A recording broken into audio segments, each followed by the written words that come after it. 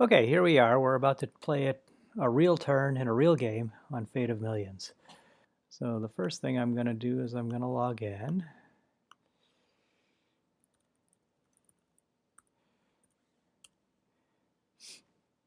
And that gives us this page, which is basically a big list of all the different games that I'm involved in. Up at the very top, there is a place where you can click to take a tour of the game.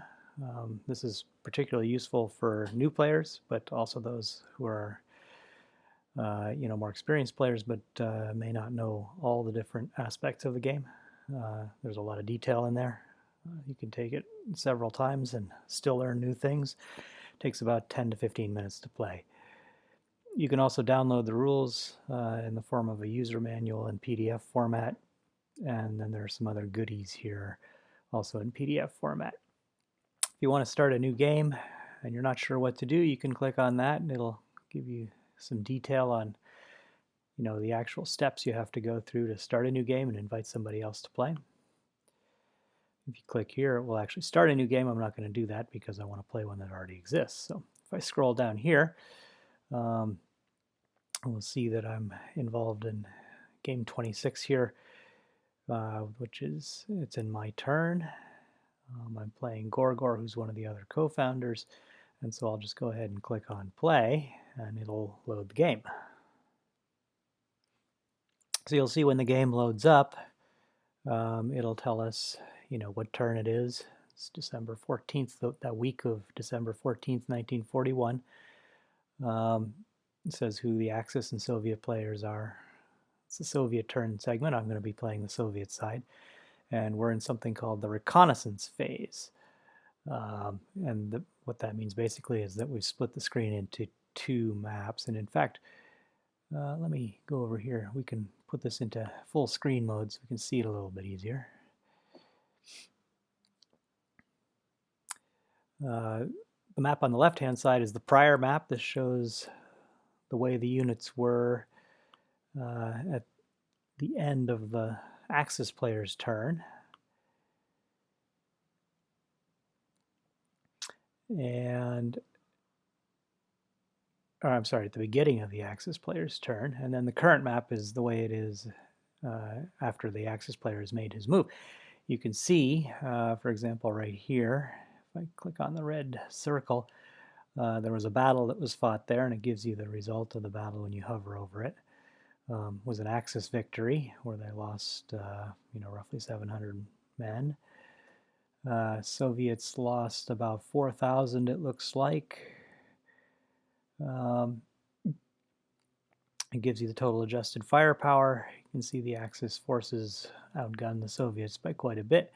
Then it gives you the die roll, as well as the die roll modifier. As you can see, the Axis had a -3, and the main reason for that is because it's the middle of the winter right now, and the bad weather is playing havoc with the Axis forces' ability to conduct operations. Gives you total casualties, gives you armored fighting vehicle losses. And if you really want to, you can hover over that. It'll give you details by unit. So you can see here the Axis forces that were involved in this battle included a couple of panzer divisions, one of whom lost 31 armored fighting vehicles. Doesn't say what kind. The Soviets had a tank brigade, a motorized division, and a tank division. You can see they suffered much heavier losses. Were there any air units involved? Yeah, there were some Soviet fighter regiments that lost a lot of aircraft, and the Germans basically threw the kitchen sink at the Soviets here. We can go all up and down the front and take a look at this.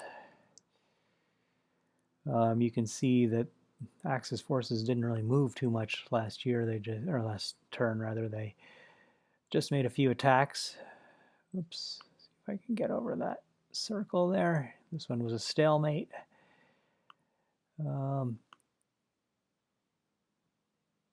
You can see in this particular war, Soviet forces are establishing a bridgehead over this lake here. which is threatening the forward German forces as they advance on Leningrad.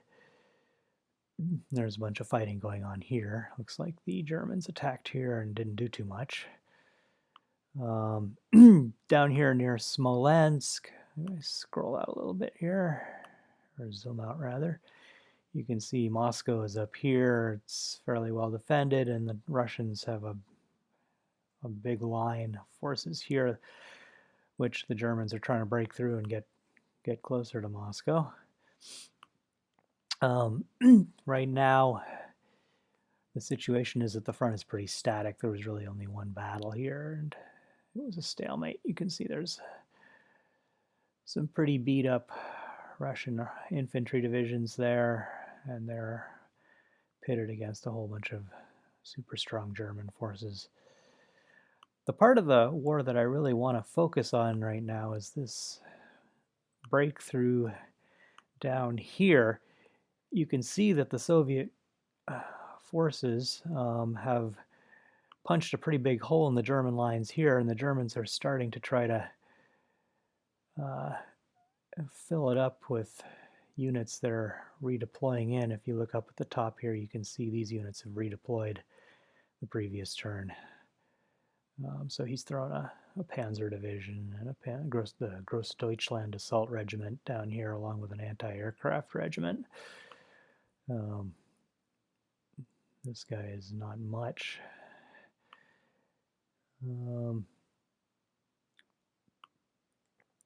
So the Germans are struggling to plug the hole here, and it's really up to the Soviets this turn to see what they can do to exploit their advantage. You can see there's a lot of Soviet forces in here. They're spearheading the whole thing with their armored forces. You can see they have a mechanized corps here, which has been upgraded with the new KV-1 tanks. We've got a tank division there, nearly full manpower, about half its T-37s. This one has 159 T-26s, and it's very nearly full strength as well. There's a motorized division about very close to full manpower and about a third of its T-26s. And I won't show everything here, but you can see there are similar stacks of Russian units here. And behind them there are all kinds of pretty heavy-duty infantry divisions. These ones are nearly full strength, not completely, but most of the Russian forces are at this point pretty beat up. You can see here some cavalry divisions that are about half strength. Well, this one, the Guards division, is full strength.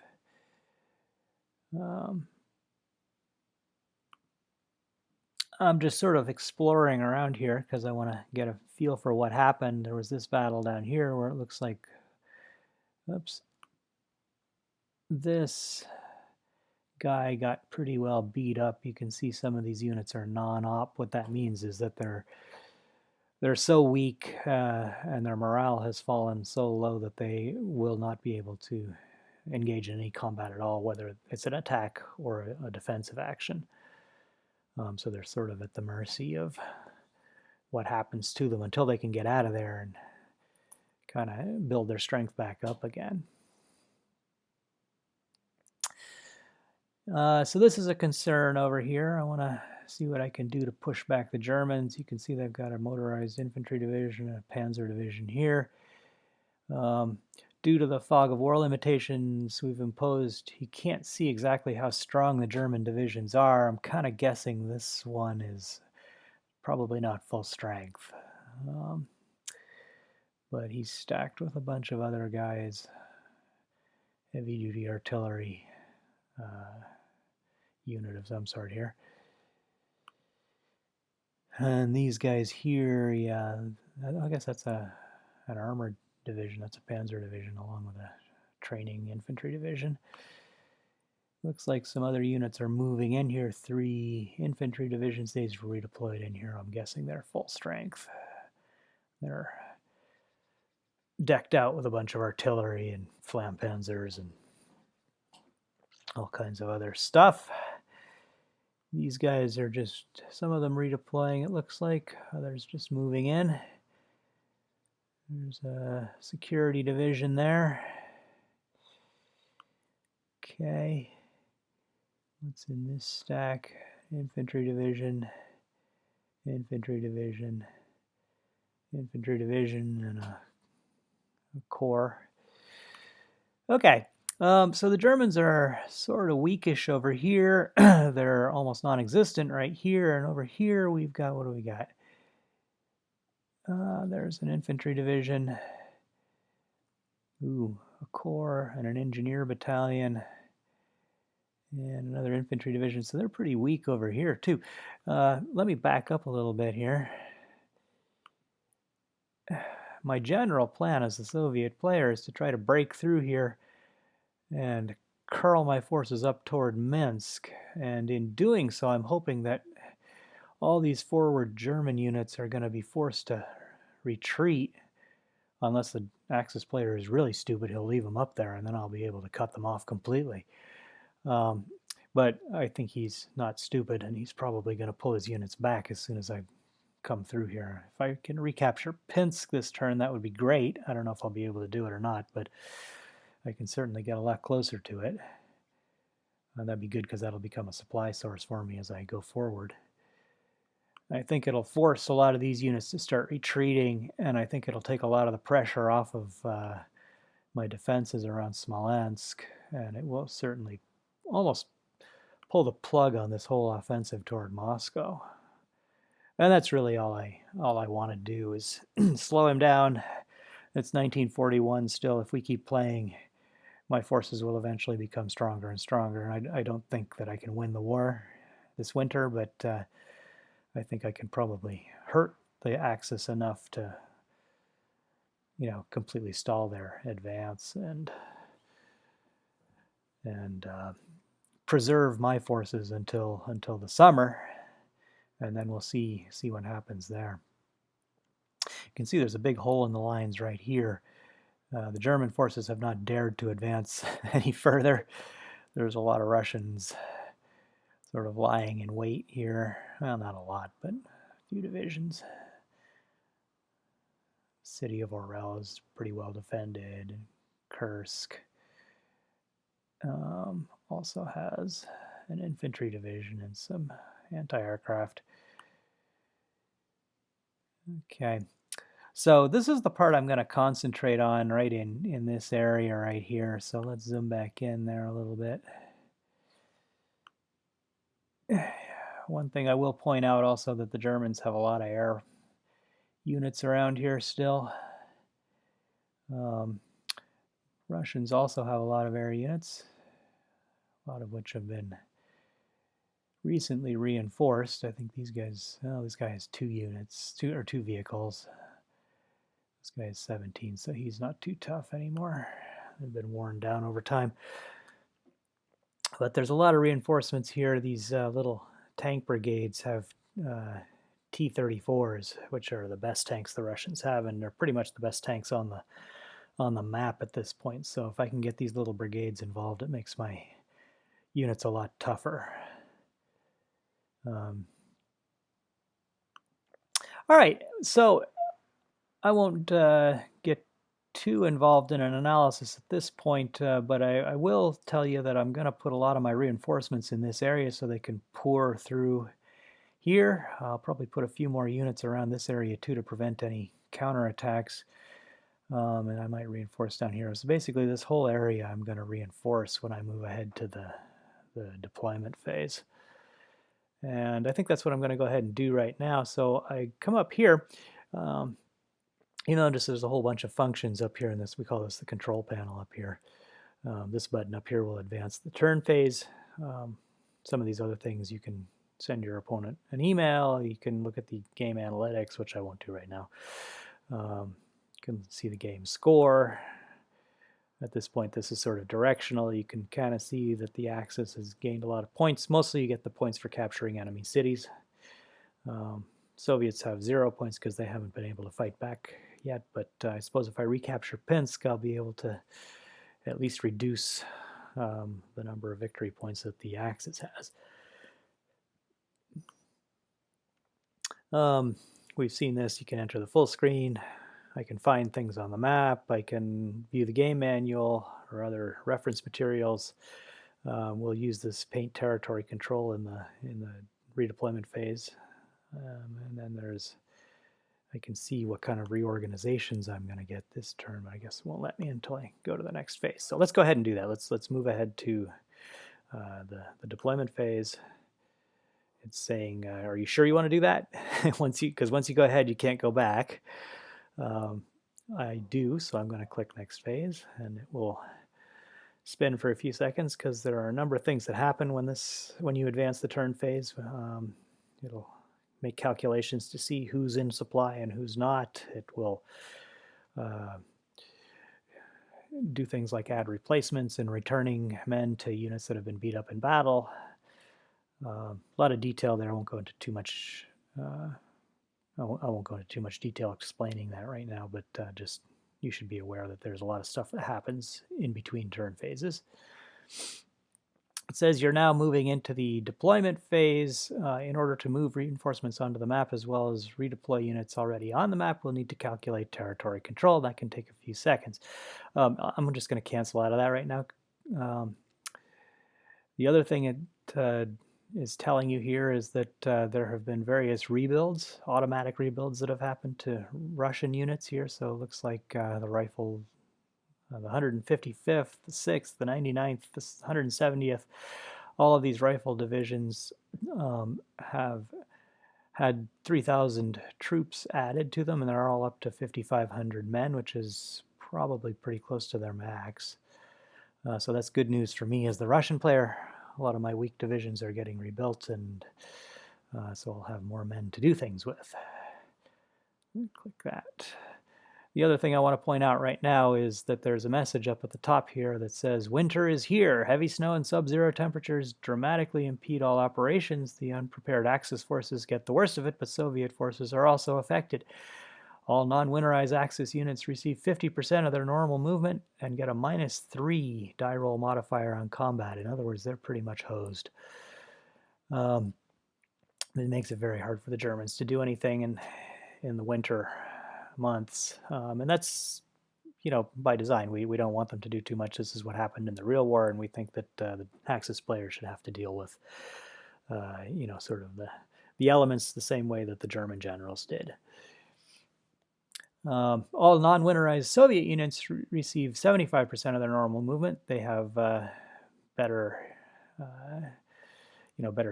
tracks on their tanks, and they have the trucks and the carts that they have, the horses that they have, are better acclimated to the theater of operations. They're used to pulling things around in the mud and in the snow. So they get more of their normal movement than the Axis does, and they get a -1 die roll modifier on combat. Winterized units such as ski, mountain, and security forces, they are not subject to this. They get full movement and full combat abilities. Weather conditions are forecast to persist through at least the end of March 1942. Okay, so down at the bottom here you can see I have a number of units in my reinforcement pool. So I've got some rifle division here, a couple of them, 3 of them.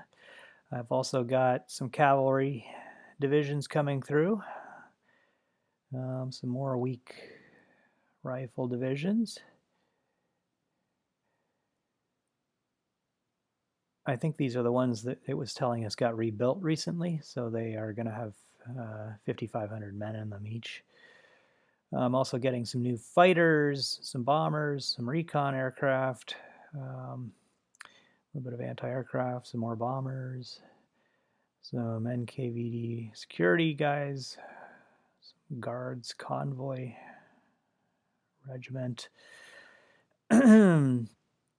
I get one more of those neat little tank brigades with all the T-34s. That's really cool. Those are always welcome. And then a bunch of naval infantry and a few other smaller units. Okay, that's one thing. So the reinforcements are kind of new units that are either rebuilt or being pulled from other parts of Russia or have been newly created with new conscripts. That's what's in the reinforcement pool. We also have these reorgs up here, and these are different kind of a different way to get new men and equipment into your existing units. You can always disband or withdraw units and have their forces and equipment thrown into a pool that will automatically be distributed to weak units. You can also execute specific reorganizations. If you hover over here, it'll give you a more detailed explanation of what that is. Unit reorgs are distributed based on historical military conversions. In the game, reorgs are use them or lose them. They will not carry over to the next turn. Also note that this list will be decremented as reorgs are used. So for example, if I use my reserve rifles deployment, I think I get, it says number available 1. So once I use it, I can't use it again. It'll disappear from this list. Basically what it does is it adds 1,600 men to an infantry division. So the new unit size has to be a division. The type has to be infantry. I just noticed that it says new unit size here twice. Have to fix that. You can get various kinds of reorgs. So that's for rifle divisions. You can also get fighter and interceptor upgrades. So I get, looks like one of these to upgrade any fighter regiment, I think, to having the new MiG-3 aircraft, which is a much better aircraft. I also get some guards conversions here. So certain successful infantry divisions were rewarded with elite status and extra equipment and training. They were named as guards divisions. So in this case, they add 3,000 men. They get a lot more firepower. They get 32 new AFVs, which happen to be the T-34, so that's great. Same thing here, get some cavalry. You can convert militia cavalry into regular cavalry. I've got a rocket artillery deployment, which I can add to a mechanized corps headquarters. So, I mean, that's a decent haul for this turn. Not great, but that should be pretty good. I'll just go ahead and close this. Let's go ahead now and we'll paint on the territory control here. And that'll give you an idea of who controls what bits of territory. So anything that's gray is Axis controlled. Anything that is pink is controlled by the Soviets. And the way the rules work, to be in supply, you have to either be in the pink if you're a Soviet or in the gray if you're an Axis unit. And let me go back down here and I'll zoom in a bit. And as I zoom in, you can see there's also an orange zone, which is kind of no man's land. It's not controlled by either side. Units in that area cannot be resupplied. They don't necessarily go out of supply until they're completely cut off, and there is no way for them to trace supply at all. So for example, these German units here, you can see the swastika is kind of grayed out. And the reason it's grayed out is because they are completely cut off and out of supply. And if I zoom in a little bit more, you'll see the reason why. There's really no way for that unit to trace supply through the Russian lines back to a German source of supply. For example, here is, where is a German source of supply? I guess they could probably draw supply back to the city of Pinsk, or to any German corps level or army level unit. So the way that supply is determined in the game is the computer actually tries to find a way from the unit that's out of supply out to here. And if it can't do that without going through an enemy zone of control, which it probably can't here because the Russian units are so close together, then that unit is just going to be cut off, all the units inside this stack. In this case, it's just one infantry division.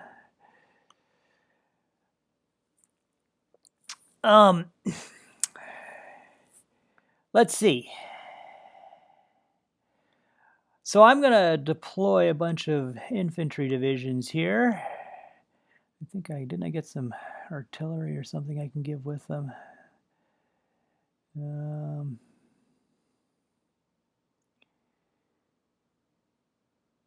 Naval infantry, they're so slow. Here, I'll give them an anti-tank regiment. And I am going to just put them right here. What you do is you kind of put the crosshairs where you want to put them on the map and then click, and then they appear there. And it'll say, that if you look up here, it says they're redeploying. So they won't be able to move in the following movement phase, but at least they're there on the map and they're ready to go next time. And let's see, I've got some cavalry. And the cavalry I'm also going to put down here. We want them to go. I might even put in one of these.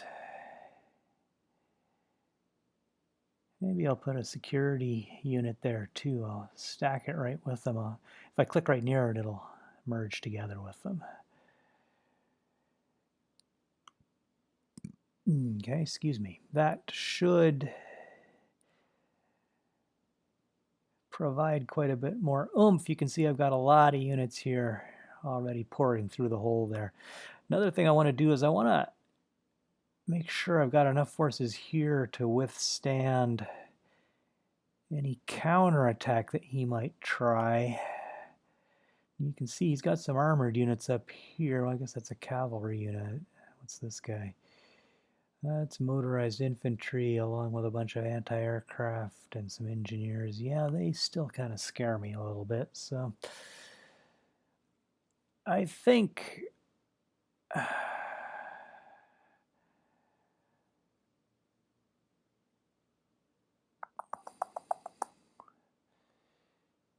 I'm going to take one more infantry division and I'm going to pair them up with maybe a guards railroad division. Those guys are so slow, I don't want to pair them up together. I'll just put them over here. That way, if anything happens, they can get into it pretty quick. And then the other thing I'm a little worried about is down here. I do have some reinforcements here. You can see this is a rifle division, but it's very weak. Current manpower is only about a quarter of what it's supposed to be. There's a bunch of other stuff here, but it's a little stronger. I'm going to take these two rifle divisions and I'm going to put them down here like this, just in case there's any funny business. Okay, and also I am running low on air power, so yeah, I definitely want to put in a fighter, a recon. What else do I have? Lots of bombers here. I'm going to put this fighter unit up here closer to the action. Air units, you can just plop them down on the map, and it's assumed that they'll be able to build airfields quickly. Now, I won't be able to use him this turn since he's just redeploying in there, but next turn I'll be able to use him. Now, the other thing I'm going to do is there's a couple of bomber regiments. These have much better range. You can see they've got an air range of 70. So I'm going to put them over here. I've got a bunch of other bomber units around Kiev. I'll just throw them into that stack. And I think I will also put a few reinforcements up here around Smolensk. I'll put a couple of these little piles of naval infantry around here just just in case. I'm not too worried about things up here, but just in case, I'll throw these guys in here. Also, put these bomber and recon. They're both bombers. Okay. I'll just stack them over here. Maybe I'll need them, maybe I won't. What do I have left? I've got this anti-aircraft regiment. He can't move, so I'll just put him right here in the city of Smolensk. Oh, whoops, you can't redeploy into an orange zone, so, well, nice try.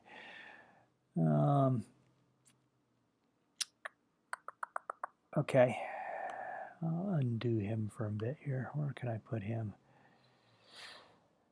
I think, oh, one other thing I forgot about is I wanted to redeploy a few units around here too.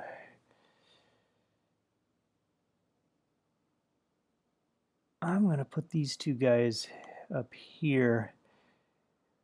I feel like my breakthrough up here is stalling. What do I got here? Some weak infantry units. Here I've got some cavalry. These guys are pretty good. All right, good.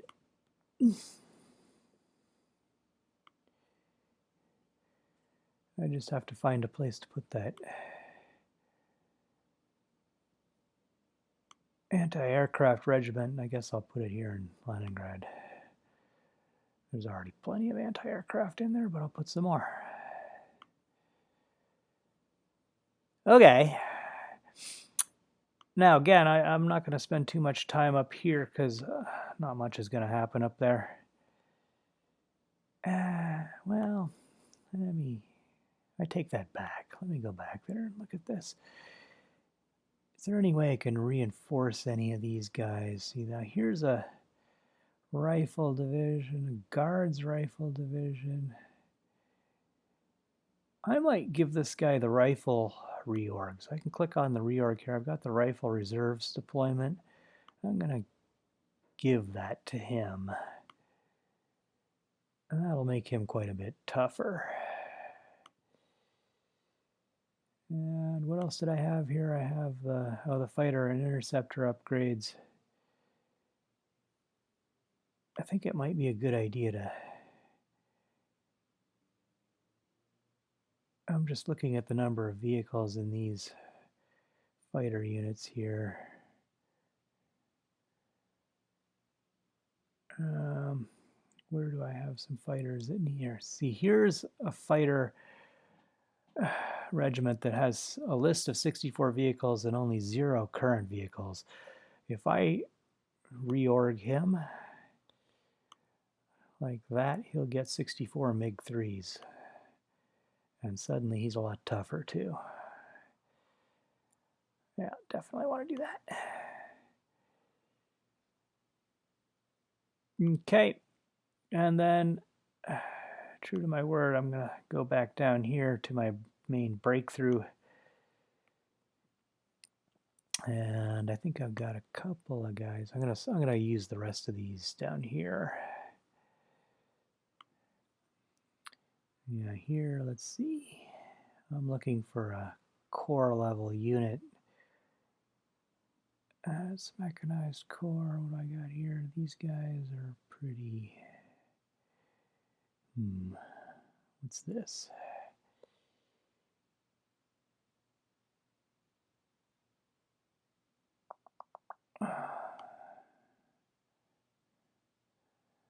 Let's just see what we got here.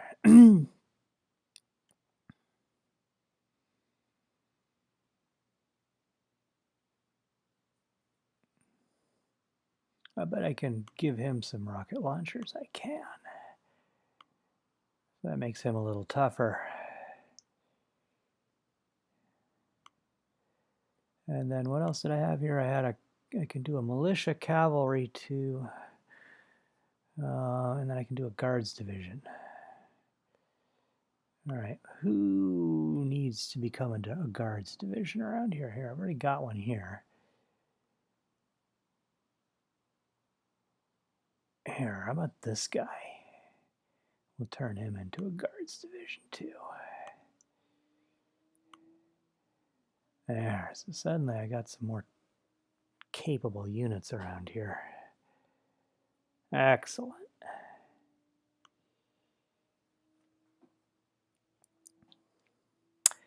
And then a militia cavalry unit. Now, where the heck do I have a militia cavalry unit? About down here. Nope.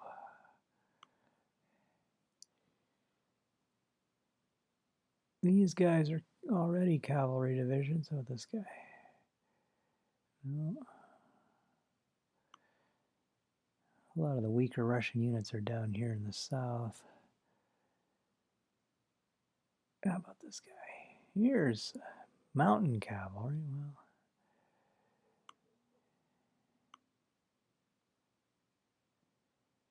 and what's this guy? Militia cavalry. I'm going to reorg you here. There. Not that the Germans are doing anything down there or the Romanians, but at least I don't waste the reorganization. So I've used them all up. You can see they're gone. And let's see. Now, the only other thing I might want to do is see about redeploying units up here. I feel like I've got enough units up here to pour through this hole. I also feel like I've got enough units here to defend this. The Germans just made a big attack right here. Yeah.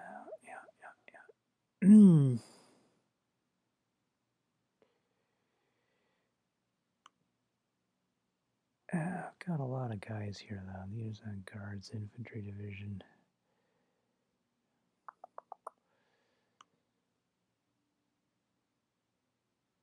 Yeah.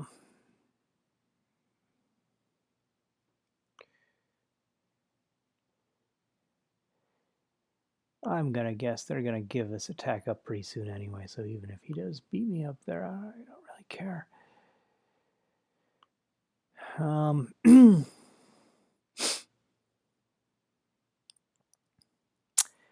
just wondering if I don't need some more guys around here. I've got... These guys are pretty tough. Oh, okay. They've been beat up, but they're not really fighting anything. Now here, he's got a light infantry division, which I happen to know has been doing a lot of fighting, so he's not full strength. This guy might be. He's a newcomer, and he's bringing more guys down here. What's this guy? The Totenkopf SS motorized division and a Panzer division. Yeah, well, at least he's taking this seriously.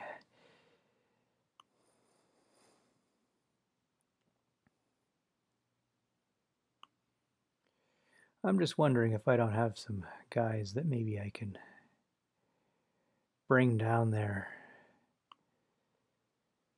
And what are these guys here? Militia. I'm gonna... What are these guys? Here's a whole bunch of infantry divisions. They're not super tough.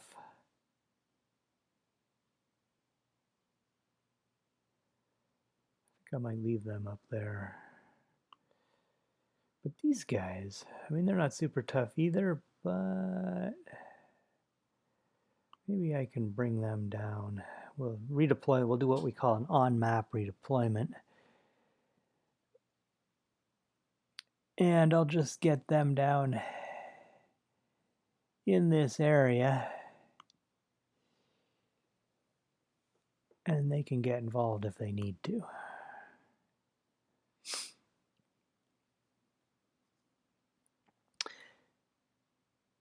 Yeah, these guys are pretty tough. Yeah, they're pretty tough. Got these guys here, they've got a bunch of T-34s and they're pretty tough too. Yeah, this is not bad. These guys, these security divisions, I know have been beat up a lot too. They're not full strength. I'm not worried about them, but these guys are a little tougher. Got some heavy artillery and motorized infantry there, yeah.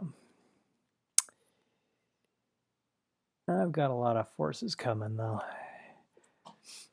That'll keep him busy trying to plug that hole. I don't know if I'll ever actually cut these guys off up here, but that'll make him think twice before he pushes too far forward.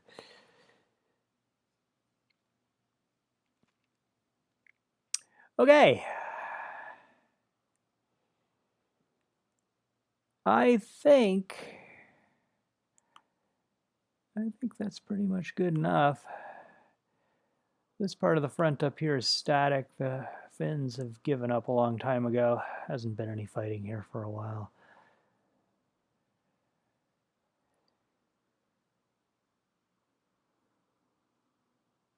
And my guys, you can see there are a few of them that are out of supply.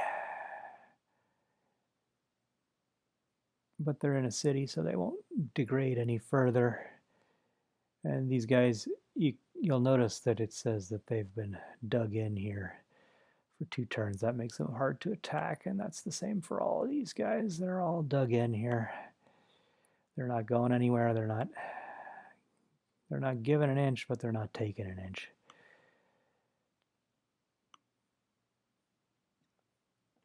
Okay. All right.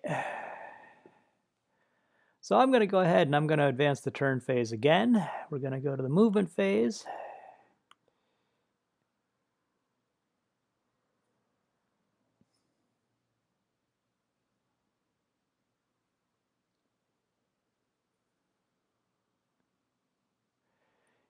Gives me a heads up here. So it says that 5 of my units have been decremented for supply. Nobody's been resupplied, not good. Number of units have recovered, received +1 morale. So when you fight in battles, your morale tends to degrade.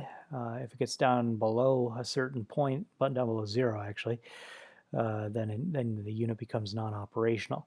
But morale does build back up slowly over time as the local commanders kind of rally the troops. It says here I have some returning units. So I've got 6,900 missing in action soldiers who are returning to their units. They get distributed automatically by the computer. About 1,000 wounded in actions coming back. I've got 6 tanks that were repaired. Yay. And I'm getting behind the scenes 42,000 replacements coming from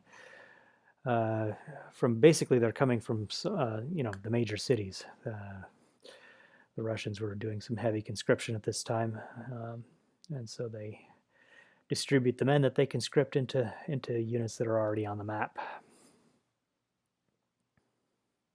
Same thing for armored fighting vehicle replacements and aircraft as well. So again, you don't, as the player, you don't have to worry about where they're going. The computer kind of figures it out for you. All right. So let's start taking our turn here and see what we can do about shoring up this bridgehead. Now I've got some infantry and some cavalry here and a rifle brigade. I could go over here and try to overrun these air units, and that might not be a bad idea because it would get rid of them. At the very least, I'll have to retreat, I think. And also, it will put this unit here in the way of all these new guys coming down here.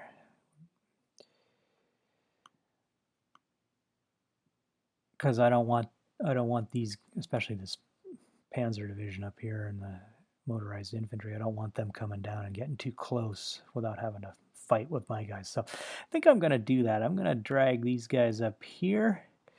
It says I'm very close to an enemy unit. If I try moving again, I might be able to overrun him.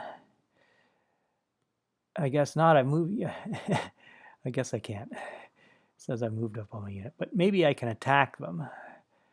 Yeah, they're in range to attack, so I can go ahead and select all of them. I don't have a whole lot of firepower, but it's a lot more than these air units. And I'll just go ahead and attack those, and hopefully I can get them out of the way. The other thing is I'd like to kill these guys.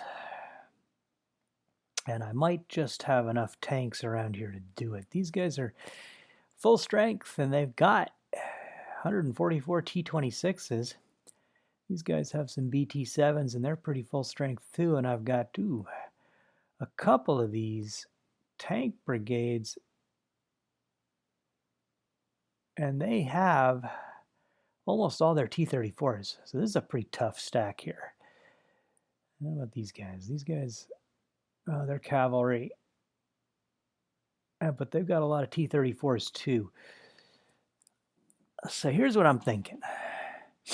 I'm thinking I'll move this guy up here a little bit. And I'm going to move this guy over here a little bit. Hopefully if I double click on him, I can see Icon 31 is in range to attack, but these guys, I guess I got to move them a little more carefully. Let's go up and over like that. Okay. And I got these guys. So I'm going to just see. If I want to know how far I can move, I can always do show movement area, and it'll calculate an approximate sort of movement range for the unit. In this case, I'm just going to go like this. Let's try that again. There, try that again. There. Now, that's, oops, that's core 124. If I double click on these guys, I can get 124 in there. I can get core, or I can get icon 20, 124, and 31. So that's all three of those guys. They're all in range to attack here. And I want to point this out. Zoom in even a little more. So I think this guy probably can retreat, the German infantry division. But if I had been able to get even a little bit more around the back side of him, he might have had a hard time finding anywhere to retreat through, because you can't retreat through an enemy stack, and you can't retreat through enemy zone of control either. And that's a good way to cut off and kill enemy units. In fact, maybe I can try this again. Let's see if I can move a little. I guess not. I'm just trying. I guess I'm not going to be able to move far enough to definitively get behind him.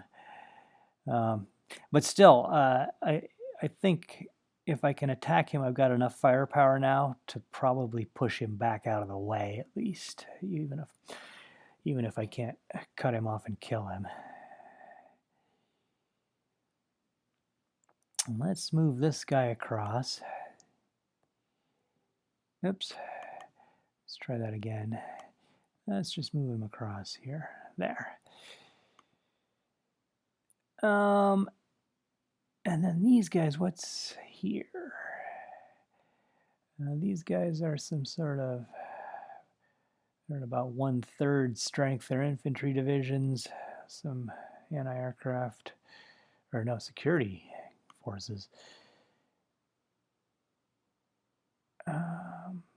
Let's just try this here. I want to move this guy. Oh, oop. Go back. I want to move him up.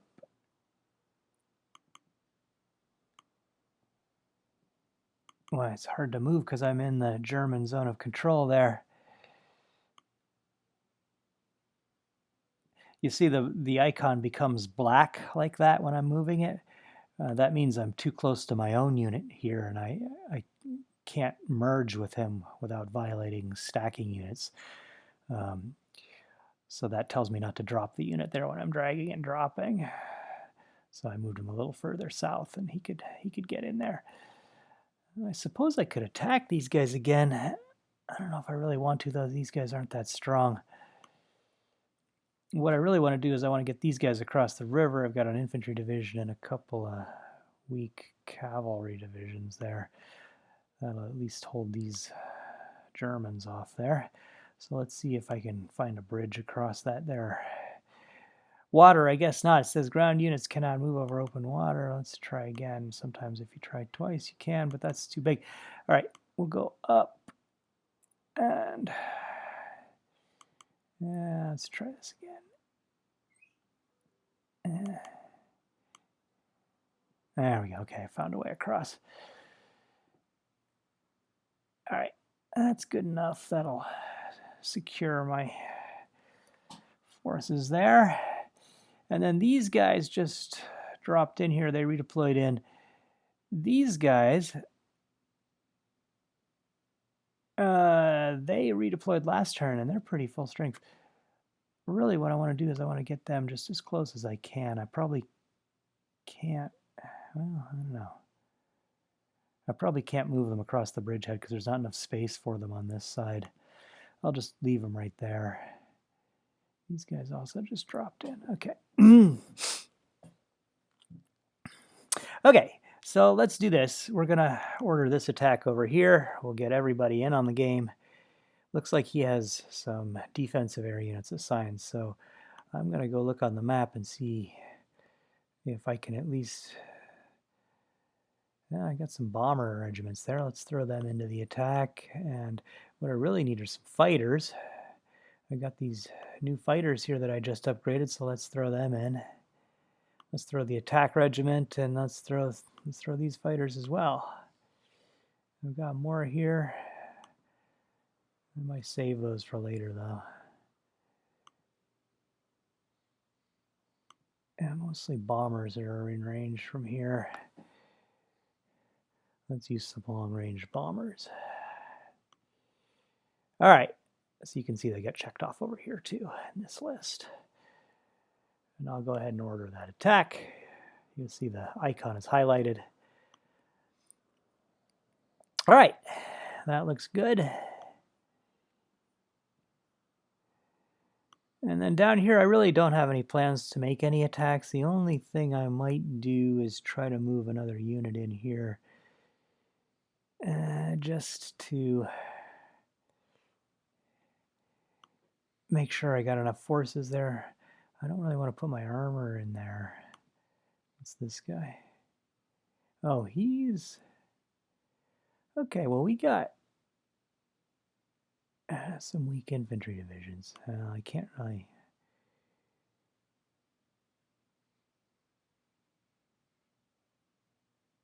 they're not going to fit because I've already got 3 infantry divisions in there. All right, I'll just have to leave these guys. They'll be fine. I'll just put some combat air patrol on it at the end of my turn. All right. So now for the fun part. Let's see what we can do up here.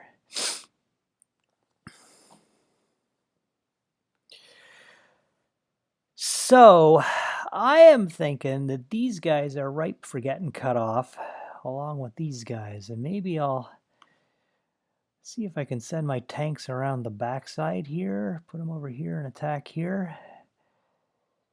These guys are dug in. Are these guys dug in? They're not dug in.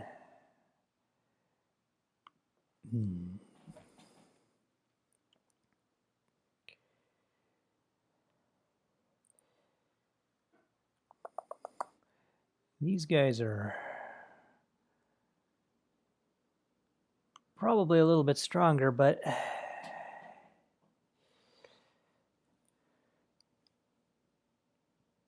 yeah, I think that's the general idea. Is I'm going to attack here and try to surround these 2 guys.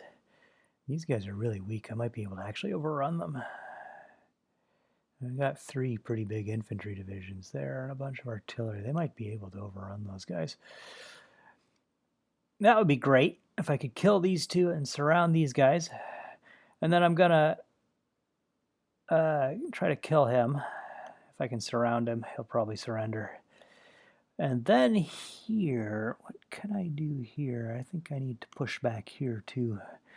And then everybody else who's not attacking, like this guy and this guy and this guy and probably this guy here, I'm going to send them as far forward as I can. And that includes everybody behind him, too.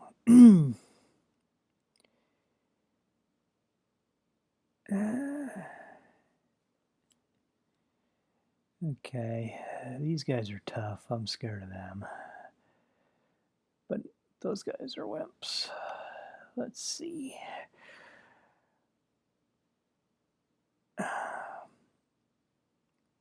Those guys are tough, but they're all dug in.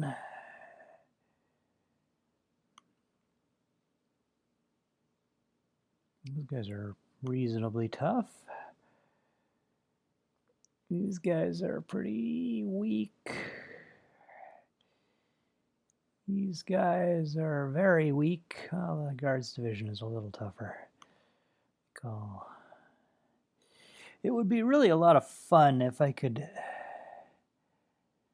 push these guys back and cut this guy off.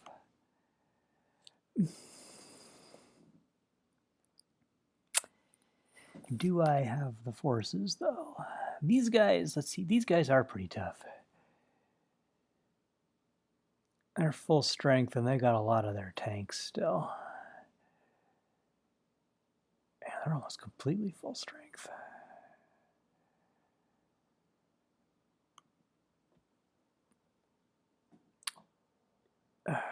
On the other hand, maybe what I'll do is I'll just get these guys, because these guys are exposed here. I can kind of move. These guys have no tanks left at all, and they're out of supply. But there's still about 5,000 men there. And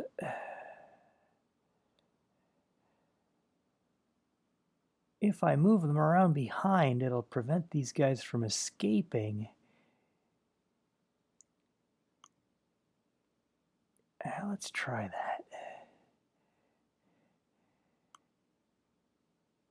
Let's just get them as far around behind as you can. And we'll do the same thing with these guys. What's the situation with these guys? They're out of supply as well. I wonder why they're out of supply. They do have some T-34s, and they have 94 BT-7s, and they're still at about 60% or so. Yeah, let's do something with these guys. And we'll just push these guys up here like this. And these guys, of course, are not super strong. How about these two? They're a little tougher.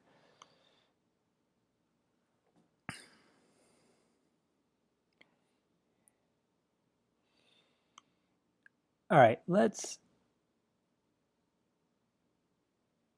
I think these guys can reach, so I'll just... Whoops, they got bounced. Try again. So when it goes black like that, you can see it bounces over here because it is too close to this unit over here, and it's trying to merge it, but it can't. I might just have to... Huh. Well, all right, let's try this. Let's move this guy up.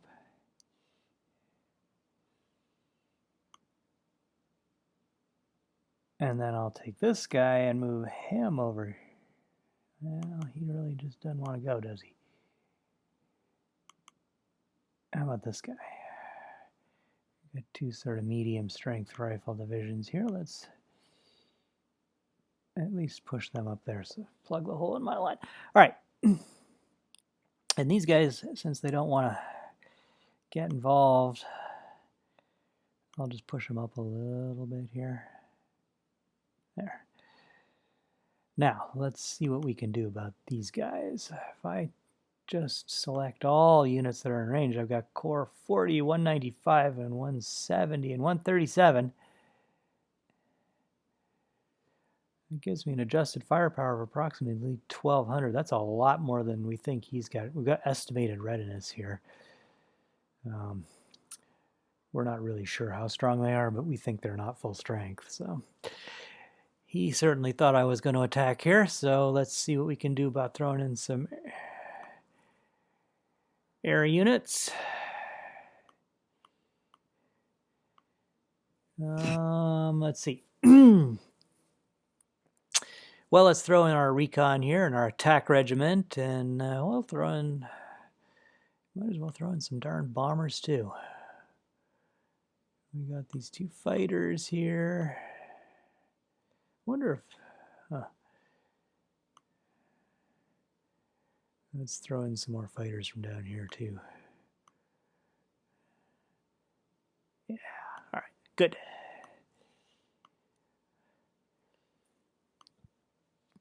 We'll see if we can kill him.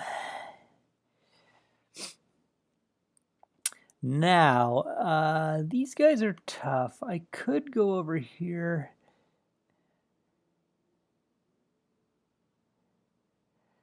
I think I want to attack this guy, and maybe I want to attack this guy too. Or maybe I'll make him he's not going to attack me. Well, let's see what our movement is here. He can go pretty far.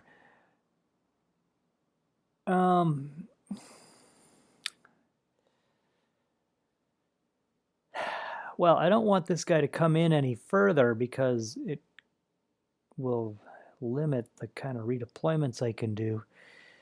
And I don't want to, and it'll make it easier for him to redeploy units in closer to me. So I think I'll drive this guy out here.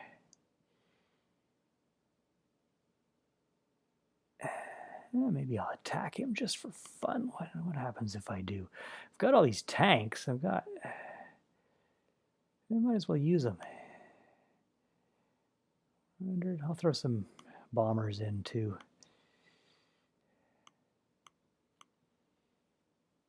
Let's see here. Here's an attack regiment. We can throw him in. What's down here? It's fighters.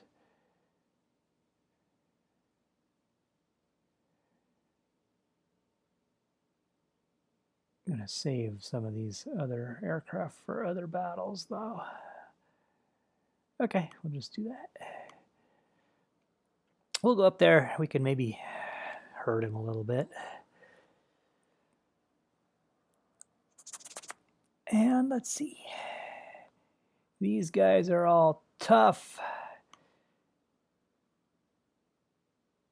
And how about these guys? These guys are tough, and these guys are not so tough, but they'll be good enough to kill that surrounded guy. Yeah, it should be good. Okay. So I'm going to just push this guy as far as I can this way. And this guy I'm going to move around as far as I can. Whoops, I can't get too far, can I? All right.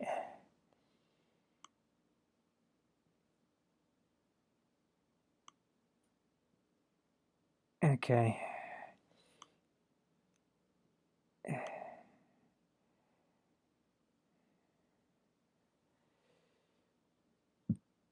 Excuse me.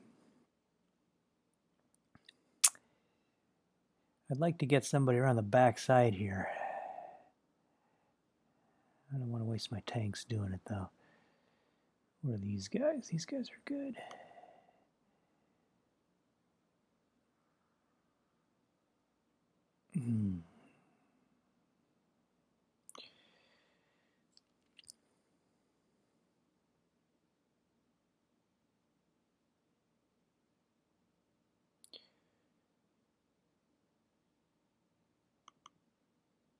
I moved these guys already, but I would tell you what I'm going to do. I'm going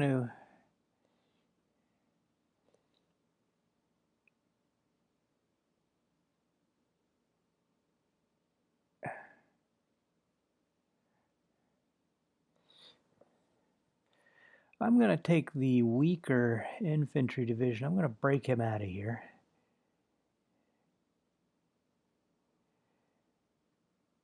And maybe I'll give him one of these little artillery units too. Okay, so now I've got a smaller stack here. Whoops. What did I just do there? Oh, they merged with this other guy. Okay, well,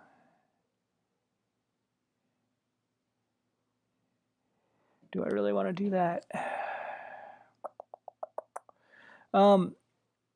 Yeah, so what I did is I broke those guys out of this stack, and what I want to do is send them over here on the backside, but they merged with this guy over here. I'm going to break both of them out again and double click on them, and then they'll go back where they came from.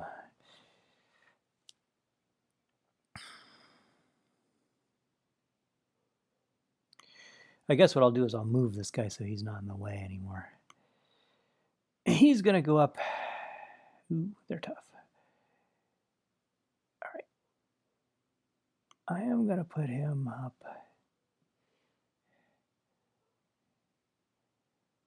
here. Okay. Then I'm going to do the same thing. I'm going to break out the weak guy here. I'm going to give him an artillery unit. Okay. And then I'm going to move them backwards, actually, just to try to cut off the escape path here for these guys. And then I'm going to attack. I'll just throw everybody in.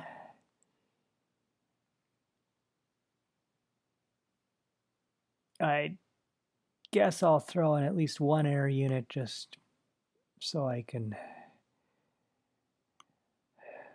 get some. If you throw in like a recon unit, they don't have a huge amount of firepower, but you get a +1 die roll modifier for having having air superiority. So yeah, that should be checked off there. Good enough. Okay.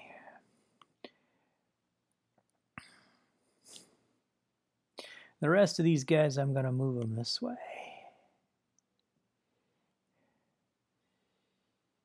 Okay. And then these guys down here, whom I've been ignoring, I'm going to move them up as far as I can. And what are these guys? Ooh, here's a whole bunch of guys. A bunch of artillery and a full strength division. Yeah, let's get them up as close as we can. I'm not sure where I'm going to need them, but oops. Let's just get them up as far as possible.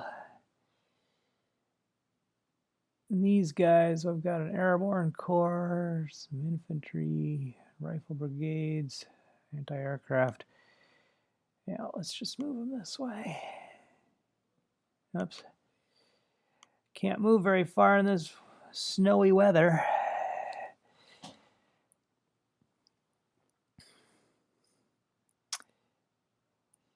And these guys are not full strength, but they're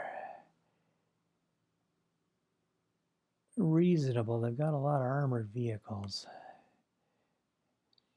Let's go send them up here. Whoops. Try again. I'm not sure if they're going to be 121. If I double click, do I have them? No, they're not in range. So, okay, let's keep trying until I get them in range here. There.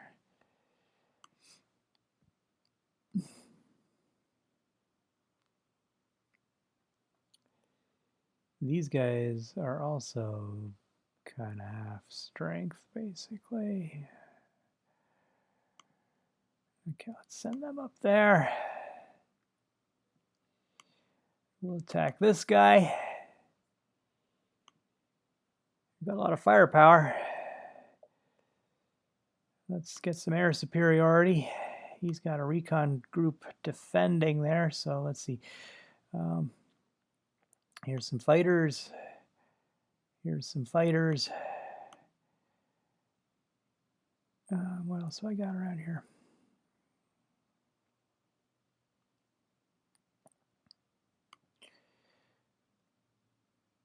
We'll throw in some bombers too.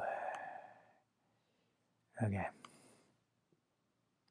Some of these bombers are weak. They've lost a lot of aircraft. Okay.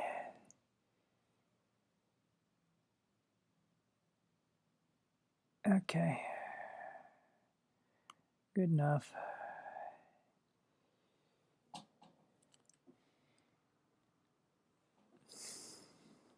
Okay, now over here, these guys are dug in. This is part of my old line here.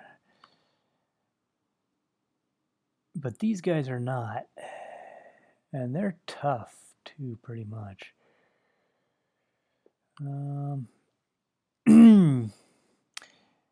Maybe I want to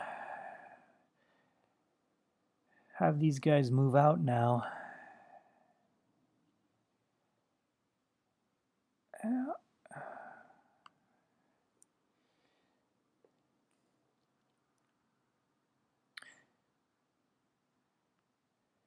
Let's see if these guys can overrun that unit.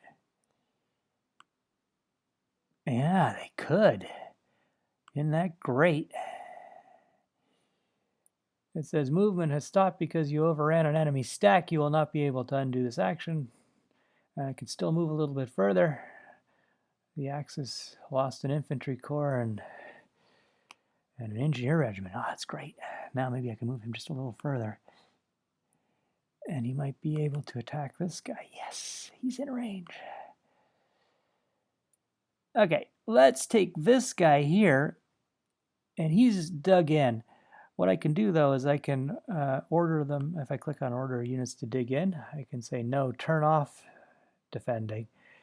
I'll lose all their built-up defensive capability, but they'll be able to move and attack after that.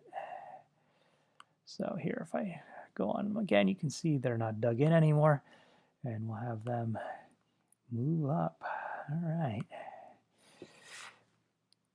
And then what I'm going to do is I'm going to come around the back here with this very tough stack of mechanized units, and hopefully, I don't know if I can do this or not.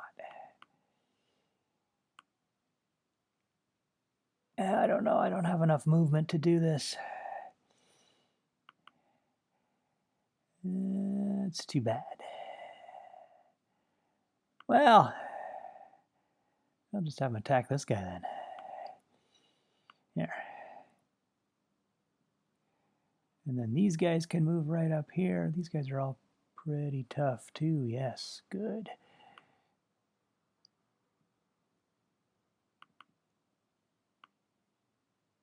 There we go. And what's here? These guys, yes. These guys, oops. This is cavalry and a motorized infantry brigade. Yep. There, and then maybe I can get these guys far enough over here. That could be enough so that he won't be able to retreat if I can get a good enough roll to force him to retreat, and then he'll have to retreat through enemy zone of control, which will make him surrender. So let's hope that works.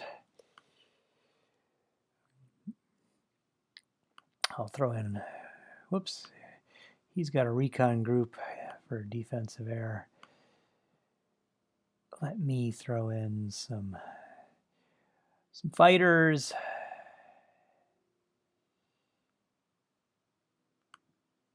Oh, what else do I got around here? Oh, I'll throw in some bombers too. What the heck? That way I'll have air superiority, make it easier to win.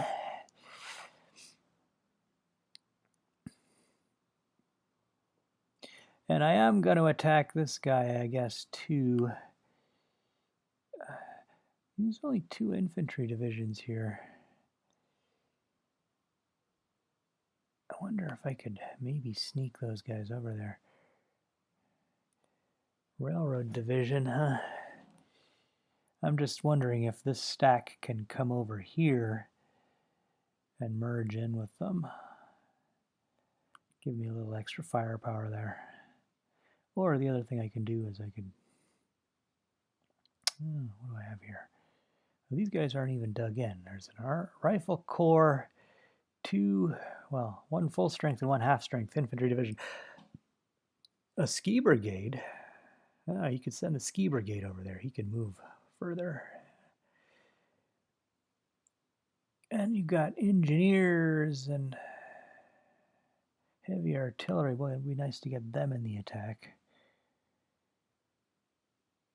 So the stacking limits are 3 divisions and basically as many miscellaneous units as you can stick in there.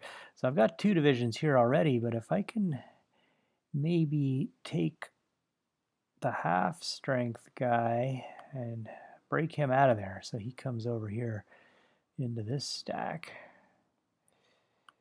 Maybe I can move these guys just far enough so they merge in here with these guys. I can. Look at that. Okay, that gives me a lot more firepower to attack these guys. And not only that, but it gives me some heavy artillery. And it gives me some engineers with lots of heavy artillery and heavy mortars too. The reason that's good is because you'll see this guy here, he's dug in. It says he's been dug in for 2 turns up here. If I have heavy artillery and some engineers, that will offset his benefit for being dug in. So basically he'll get I think a +2 for being dug in for 2 turns, but I'll get a +1 for having heavy artillery and engineers in the attack. So it's looking to be a bloody battle. So anyway, let's select everybody there. And we'll throw in some air power just to get air superiority. I did not see that he had any defensive air put in there at all. And here I've got some bombers that can reach. Some more bombers over here, I think. Here's some bombers.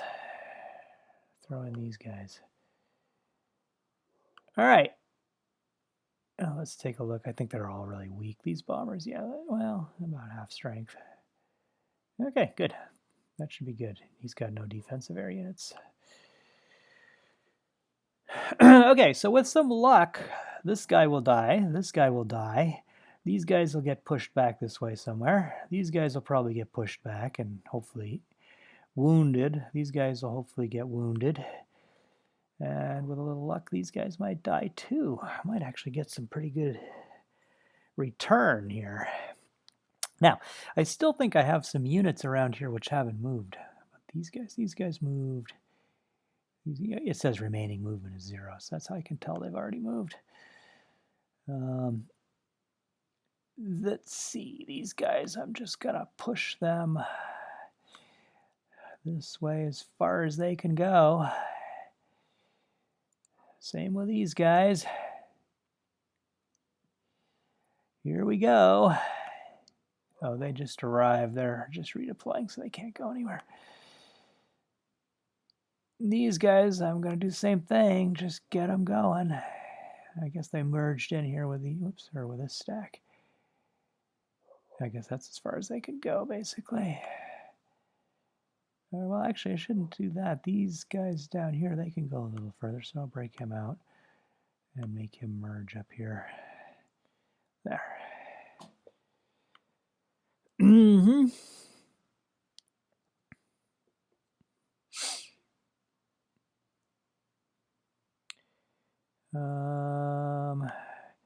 These guys, these cavalry units, just have them come up as...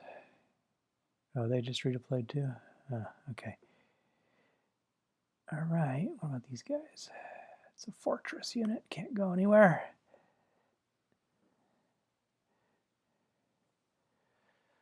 Anyway, you can kind of see why I wanted to have more reinforcements around here, because these guys that I put in and these guys that I put in the deployment phase, now next turn they'll be kind of set to keep pushing forward and reinforcing my breakthrough here.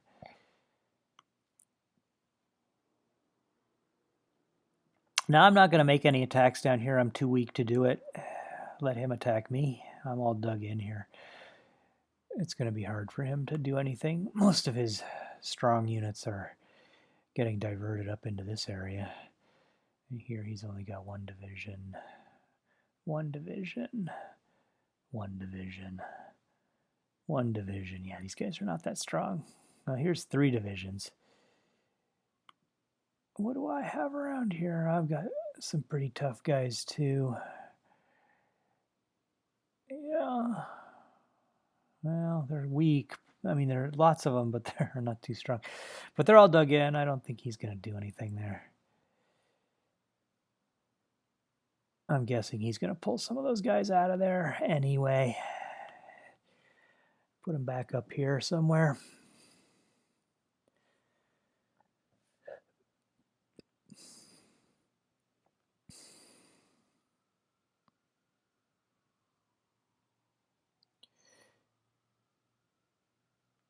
I think I'll break him out of there and make him run up maybe over here.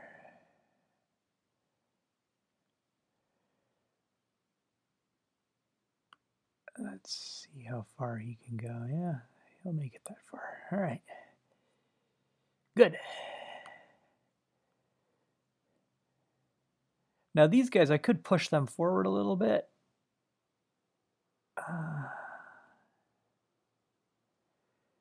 Do I care?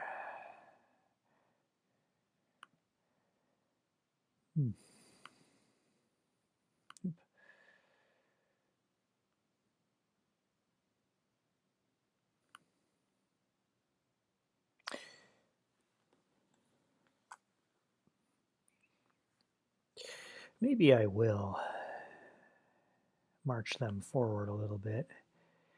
I doubt seriously that he's going to attack me. So here, let's do that. Let's have them break out of their defensive positions and move forward a little bit.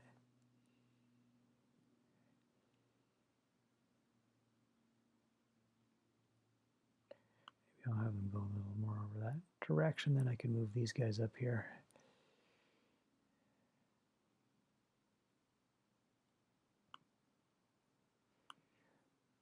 Let's do that.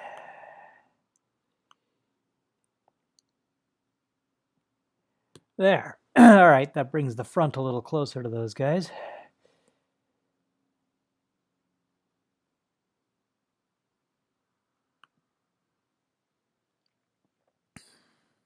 Just looking to see what I've got here. All right. All right. I believe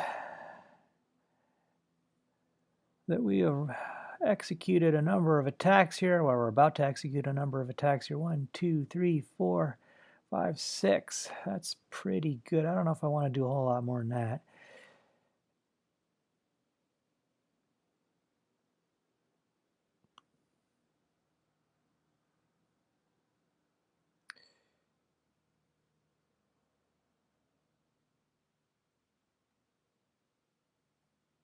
Okay.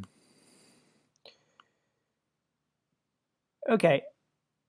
I'm not going to be doing any more attacks further south of here. The line has been static and stable for quite a while now. Just looking to see what I got. I got some reinforcements I put in here. Kind of weak though. These guys are all dug in. I'm just looking here. He's got security division, some Romanian troops, more Romanians. Okay. I'm just going to leave all this be here. He didn't do anything down there, and I don't think he's gonna either. I think if we can get enough of his guys up here, he's gonna start withdrawing units all over the front to come reinforce up here.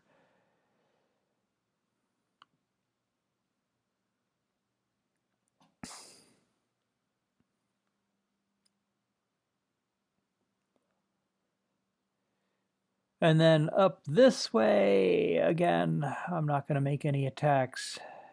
I'll just have to remember to assign some defensive air around Smolensk. What's he got over here? Panzer group, anti-aircraft, okay, not a whole lot. Then over here we're making a couple of attacks, and we are trying to reestablish, or well, not reestablish, but reinforce our bridgehead here. And up here there's not much going on. Okay, I think we're good. Let's go ahead, and I'm going to advance the turn phase once again. We're going to go from movement to combat, and then we're going to see what happens in some of these things.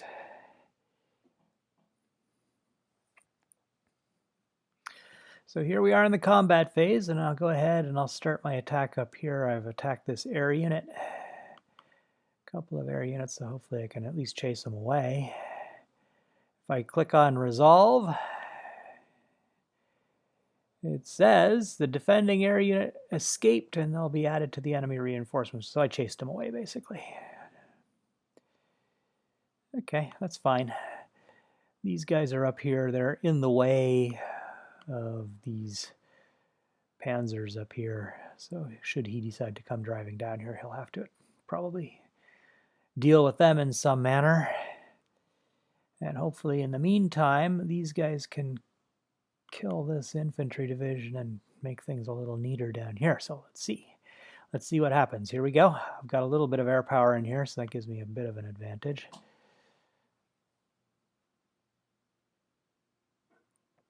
I get an inconclusive result, and that's a really good result because it forces him to retreat. Of course, it forces me to retreat too. So it says Axis casualties are about 4,000, 5,000 maybe. Soviet casualties were almost nothing, but because the Germans are tactically superior, oftentimes they can force the Soviets to retreat even though they're taking hardly any losses. Anyway,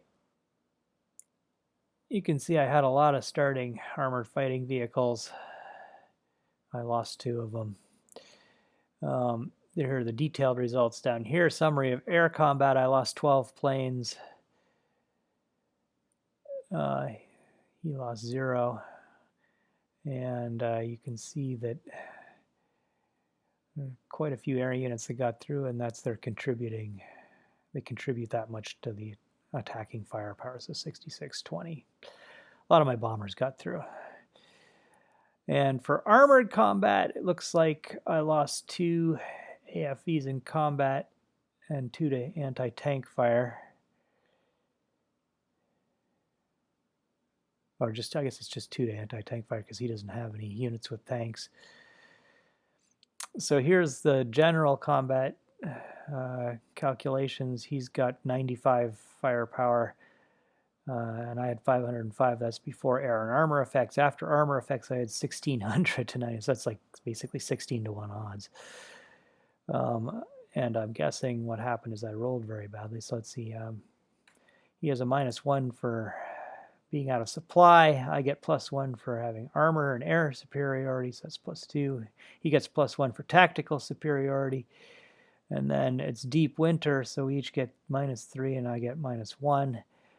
So the Axis die roll modifier is -3, and that with the die roll, he wound up with a 3. So basically he rolled a 3, subtracted 3, he winds up with a 0. I rolled a 3, I got +1, I got 4. And so everybody retreats. He took a lot of losses, I did not. So if I click on OK, it'll reposition the units after the fight, and you'll kind of see what happened here. So you can see where the battle was, what stacks were involved, and if you go over here and hover over this guy, you can see that light infantry division is now retreated alongside this the 81st Infantry Division. You can see I'm sort of scattered all over the place after that battle. I wasn't able to, kind of consolidate my gains, which for the Russians is a pretty good result. I'm guessing next turn he'll push down more. He'll have to deal with this, and I'm in an okay defensive shape here. It'll be hard for him to do much with this. He doesn't have the forces there. Although he does have more coming, doesn't he? Well, we'll see what happens. It diverts his forces anyway. He has to deal with this, because if I can if I can cut off Estonia, then he has a whole bunch of forces up here that will get cut off as well. Okay, so there's that. Let's go down here. And now for the fun part.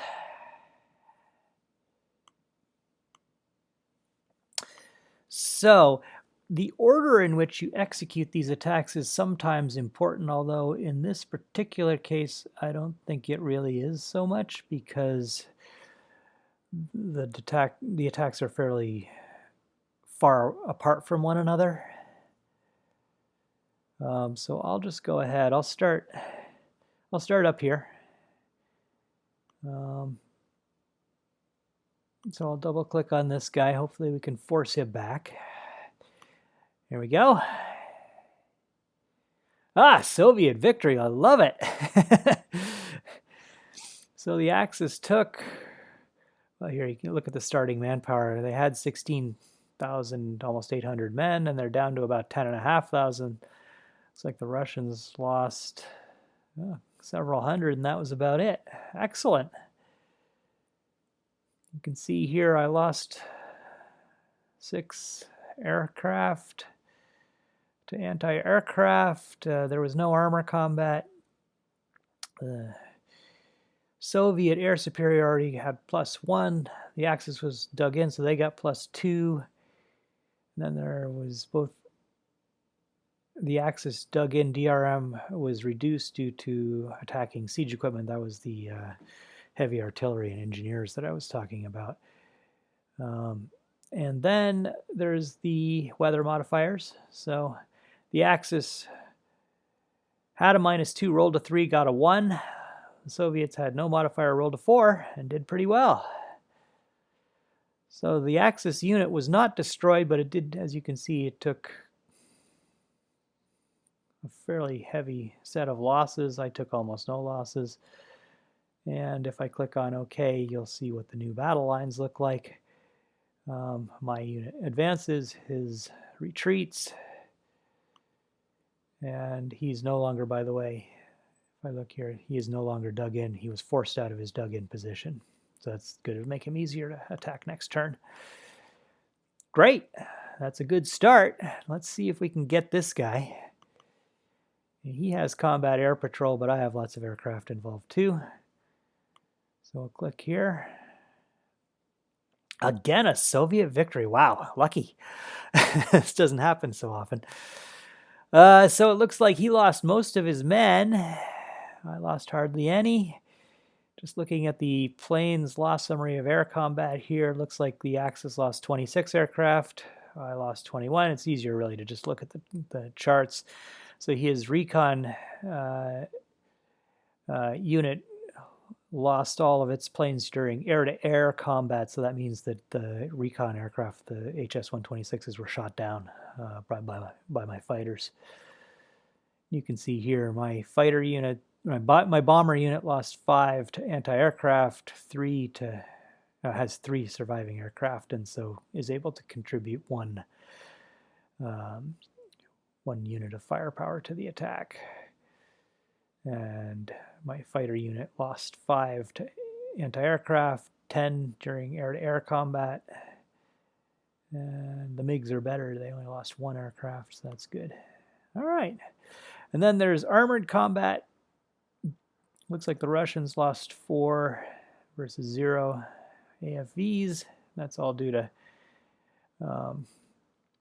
anti-tank fire. Okay, so general combat. The final thing was the final firepower was 80 versus 875 after you add in all the contributed firepower from aircraft and armor. Then after all the modifiers, it looks like the Axis got a 1 and I got a 3. Which was enough to destroy that division completely outright. You can see here it's marked destroyed on the chart. So that's excellent news for the Russians. Click on OK, you'll see what the battle lines look like. That unit is gone now, that Axis unit, and that's just all Soviet territory now.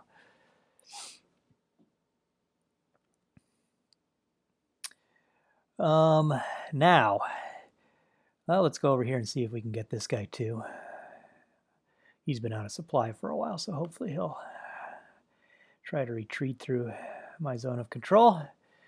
Oh, that's an Axis victory. Oh no. So I didn't lose anybody, but he forced me to retreat. Okay, well, let's see what happened here.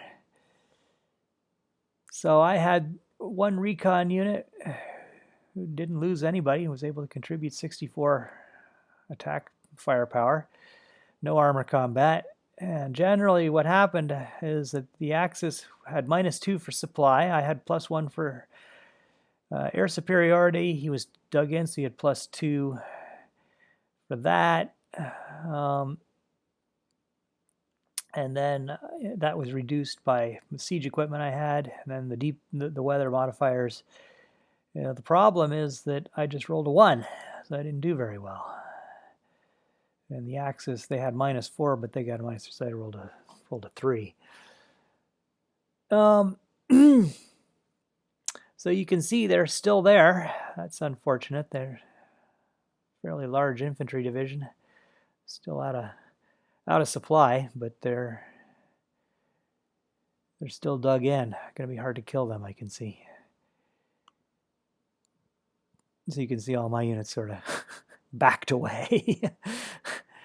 Well, that's too bad. That might actually be a factor later on in this battle because it prevents all of these infantry divisions from moving forward to meet, redeploying German forces out in this area. Well, anyway, let's see. What can I do to this guy? Here's another infantry division up here being attacked by a bunch of tanks. I got an awful lot of firepower here, and we'll see how it goes. Inconclusive result. That's better for me. I take very few losses. He takes a lot of losses. Summary of air combat. Axis loses 41 planes, Soviets 22. You can kind of see that their recon unit was destroyed. I lost a bomber regiment. Only had 6 aircraft in it. In armor combat, I lost a few tanks to anti-tank fire. Down here we've got total firepower. It was very good odds, about 8 or 9 to 1 odds. The Soviets actually rolled a 6. It's about as good as they can do.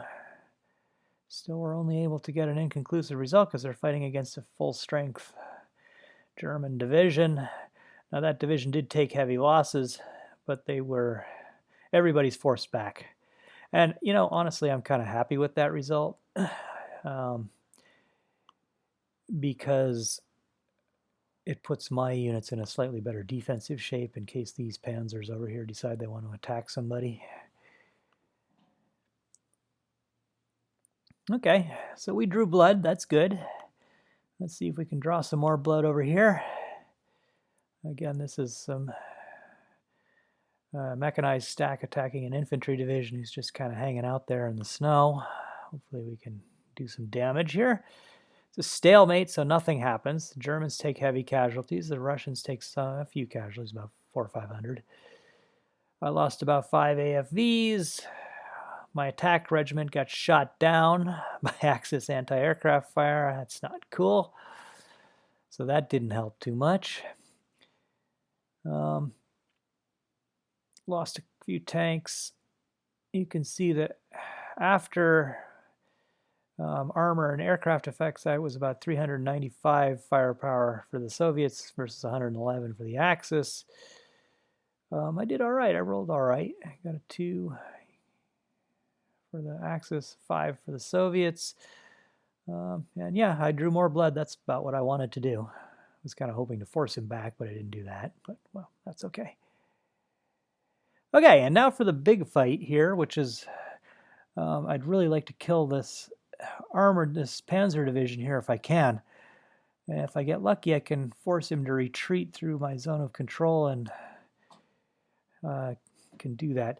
One of the reasons I always like to try to pick off German tanks if I can, because it makes it much harder for them to continue their offensive. And they don't get replaced too quickly either for the Germans. So let's hope things go well here. Here we go. Soviet victory. That's what I like to see. All right. So let's see. Looks like we got about close to 11,000 men there. Wow. I look at air combat results.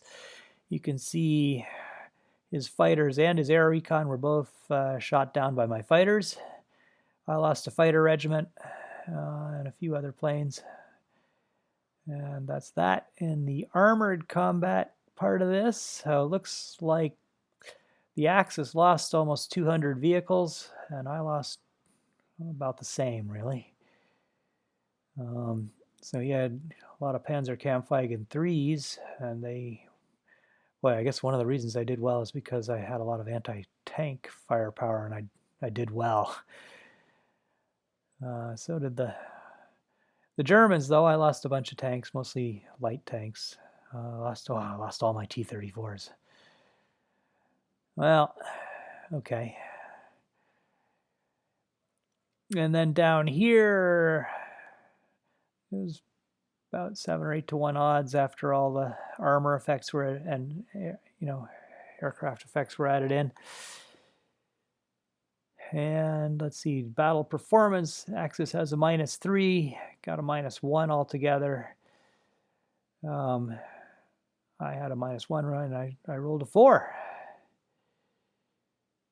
And yeah. So it looks like those units actually were able to find a way to retreat because they did not surrender. I just wounded them rather badly and killed all their tanks. So that's good. That's good. Unfortunately, I didn't completely kill them. So I think when we click on OK here, you will see that those, that, I forgot which one it was, the 13th or the 16th, but they retreated into the same stack here. Okay, but it's a victory. I'll take it. So basically, it looks pretty good. I think it'll be a good fight here. He's got a bunch of infantry divisions coming in there, and he's got some armored forces left here. So we'll see. We'll see how this goes. But otherwise, the only thing I wish I'd been able to do was get this guy so I could kind of pour forward with all these forces next turn. But I was able to advance far enough with my armored units that I think I'll be able to hold off any immediate counterattacks, and he will not be able to redeploy his units in this area anyway, because this is now all contested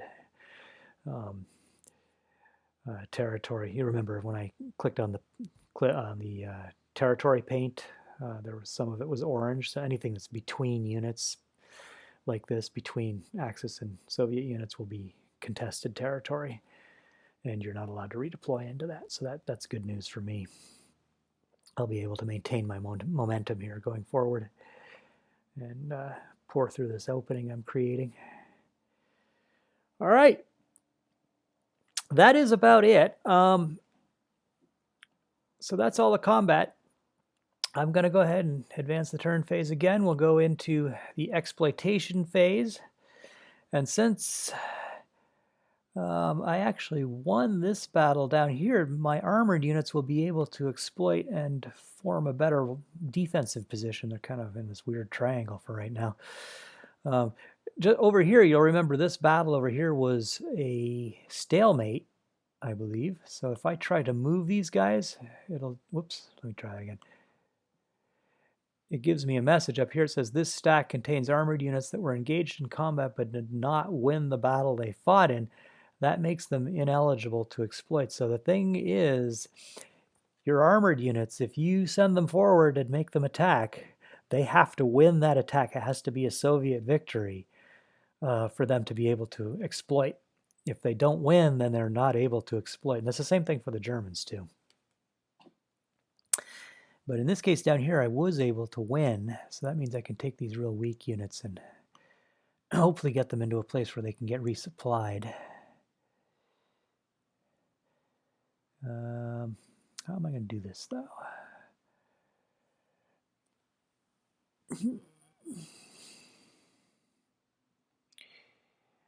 I think what I'll do is I'll move this guy up here a little bit, and I'll just make these guys retreat. Oh, they can't. Let's go back where they started there, over there. Okay. In that case, I'll just move them back over.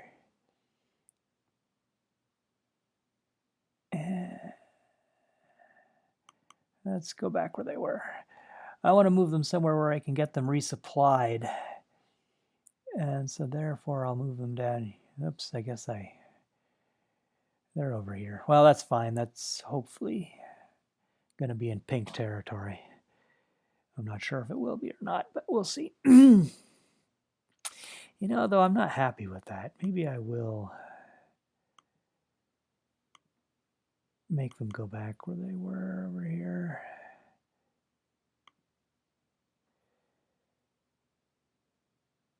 I'm pretty sure this guy is going to be... I'm going to try to draw him down there into that stack there. I think that'll be in pink next turn. They'll get resupplied. And these guys can also move if they want to, but I don't know that they really want to. I think they're in kind of a good spot.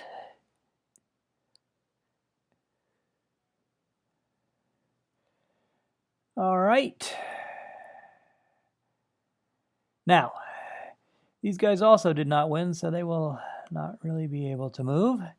These guys, I believe, did win, right? Yeah, they won.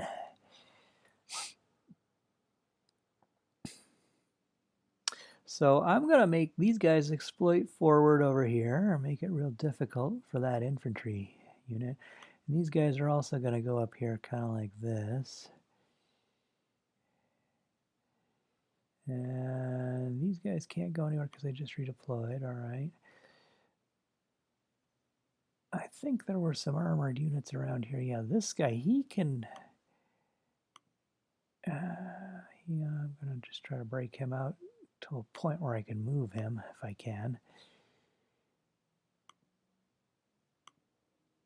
Yeah, well, I guess he's going to pop right up there. That's actually a good spot for him.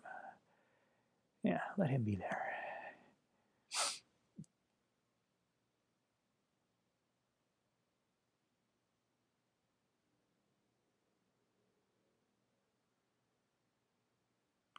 Okay.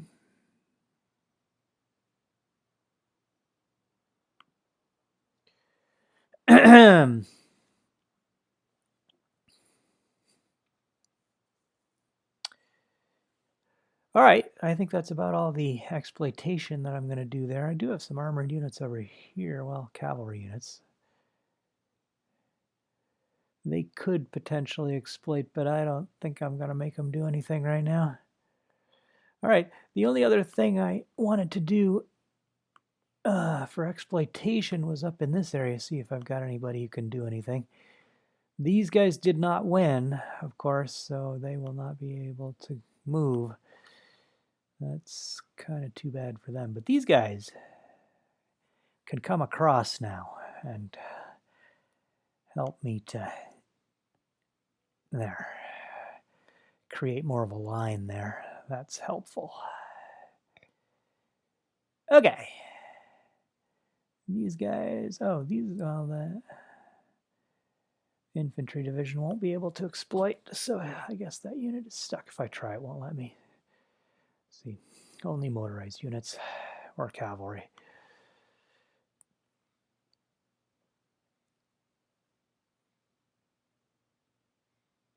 Okay. I think that pretty much covers what I wanted to do this turn. There's one more phase that we have to go through,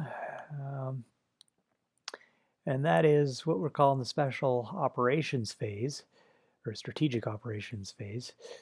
And in that phase, I am going to assign defensive air support. I'll start down here by Smolensk, just because I don't want to forget to reinforce these guys. So here you can click on the assign defensive air support here, and it will give you a list of in-range units. You can look on a map so you can kind of do it a little better.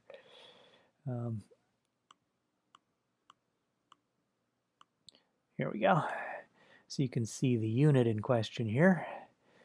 And I'm going to assign some fighter support and some bombers, maybe some more fighters if I can find some. Here we go. Yeah. That should be good enough. If I look, you can see these are not entirely full strength, but they're pretty strong, these units. Okay. And then if I hover over this unit, you will see he now has combat air patrol. Now, I'm not going to do any more of this for this video because it's kind of boring for you guys to watch. But obviously, I will be assigning quite a bit of defensive air support. More around Smolensk. I will do quite a bit up here to try to protect my bridgehead, and I will also be doing as much as I can down here, although I've already used a lot of my aircraft here, so I will not be able to use ones that have already participated in combat operations. All right, so I have now finished assigning all my defensive air. I'm going to advance the turn phase, and this is going to say end turn. Are you sure you want to end your turn? Yes. I can give the opposing player a short message here, and in this case I think I'm going to say something like, take that. And then I'll go ahead and end the turn. It'll do a bunch of calculations, and then when it's done it will show us the before and after map, so the turn, the way it looked when I started and then the way it looked when I ended.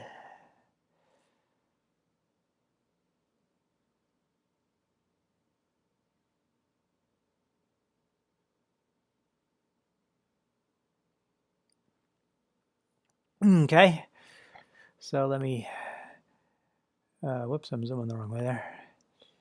Let me zoom back in here.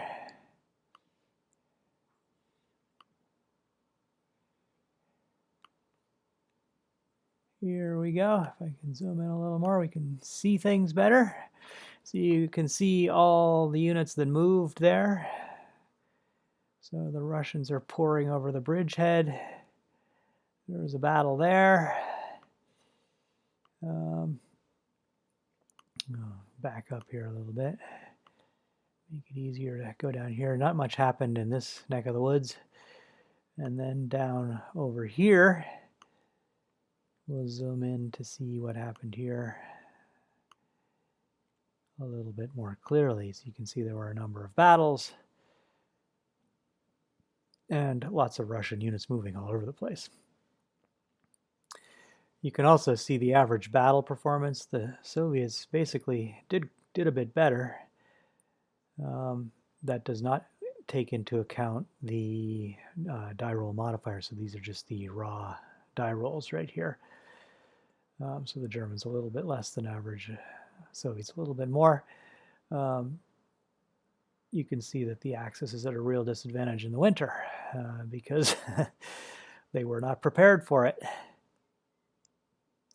Okay, so that is one turn, and what I think is a pretty interesting game. Hope you enjoyed watching, and let us know if you have any comments or questions about anything.